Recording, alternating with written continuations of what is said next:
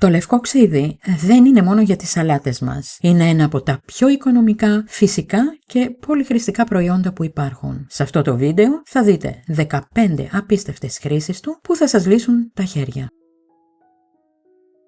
Είστε στο πολυθεματικό κανάλι Mea Culpa και πριν συνεχίσουμε θυμηθείτε να κάνετε εγγραφή όσοι δεν το έχετε ήδη κάνει, να μας δώσετε ένα like, να κοινοποιήσετε το βίντεο και να ενεργοποιήσετε το καμπανάκι για να ενημερώνεστε άμεσα για τα καινούργια βίντεο.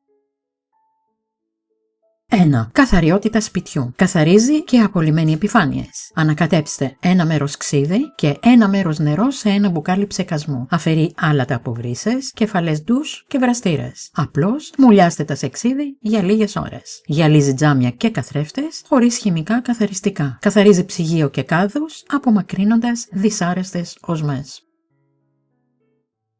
2. Πλύσιμο ρούχων. Αντικαθιστά το μαλακτικό. Προσθέστε μισό φλιτζάνι ξύδι στο σιρτάρι του μαλακτικού. Απομακρύνει οσμές και λεκέδες αν μουλιάσετε τα ρούχα σε διάλειμμα ξυδιού πριν το πλυντήριο.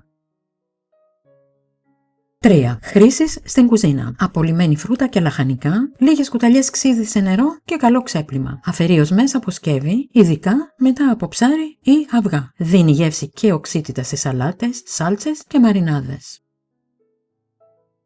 4. Προσωπική φροντίδα. Ξέπλυμα μαλλιών με ένα μέρος ξύδι και 4 μέρη νερό για λάμψη. Καταπραίνει ήπια ηλιακά εγκάβματα, μόνο αραιωμένο όμως. Καθαρίζει λιπαρότητα από το δέρμα, πάντα αραιωμένο σε νερό.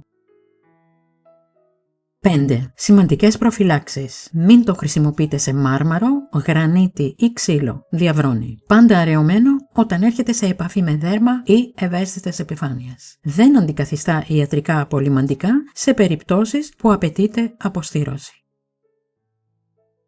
Το λευκό ξύδι είναι ένας μικρός θησαυρός για το σπίτι μας. Οικονομικό, οικολογικό και πολυχρηστικό. Αν σας άρεσε αυτό το σχετικά σύντομο βίντεο, κάντε like, εγγραφή και πατήστε το καμπανάκι για περισσότερα έξυπνα κολπάκια.